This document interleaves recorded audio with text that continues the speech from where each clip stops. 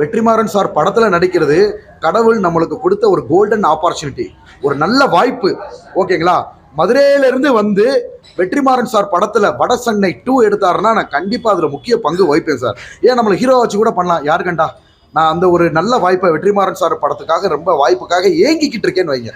ஓகேங்களா? அவர் எடுக்கிற படங்கள் ஆடுகளமாக இருக்கட்டும், இந்த எஸ்பெஷலி வட சென்னை 2ல் வந்து கண்டிப்பாக நம்மளோட பங்களிப்பு இருக்கும் அப்படின்னு இறைவனை பிரார்த்தனை பண்ணுறேன் சார். சார் நீங்கள் எல்லாம் கேட்டீங்க பத்திரிக்கையாளர், நீங்கள் எப்போ பிக் பாஸ் போகிறீங்க? ஒரே வருஷத்தில் பிக் பாஸ் போயிட்டு வந்தேன். பிக் பாஸில் போய் ஒரு மெயின் கண்டென்ட்டாக இருந்தோம். ஒன்று நம்மளுக்கு பாசிட்டிவாக தான் நம்மளுக்கு அலைகள் வந்துக்கிட்டு இருக்கு.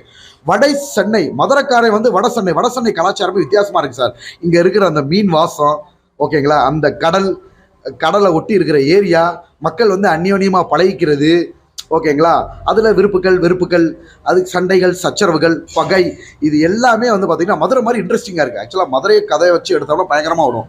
அதுக்கு ஈக்குவலாக வட சென்னை கதைகளும் தமிழ் திரையுலகத்தில் ஒரு பெரிய முத்திரை பதிச்சுக்கிட்டு இருக்கு. வட சென்னை பற்றிய கதைகள் வந்து ஒரு பெரிய முத்திரையாக பதிச்சுக்கிட்டு இருக்கு. ஓகேங்களா, மக்கள் மத்தியில். அப்படி இருக்கிறப்ப வட சென்னை 2ல் வந்து கண்டிப்பாக நான் வந்து அதுக்கான முயற்சிகள் பண்ணுவேன். வெற்றிமாறன் சார் வாய்ப்பு கொடுத்தாருன்னா நான் வட சென்னை 2ல் கண்டிப்பாக கதாநாயகனோ அல்லது செகண்ட் ஹீரோவோ என்ன கேரக்டர் கொடுத்தா அல்லது கேரக்டரோட கண்டிப்பாக அதில் நல்லா நடிச்சு காமிச்சு மக்கள் முன்னாடி என்ன வாய்ப்பு கிடைக்குதோ அதை சீரும் சிறப்புமாக பண்ணணும்னு ஒரு ஆசை சார்.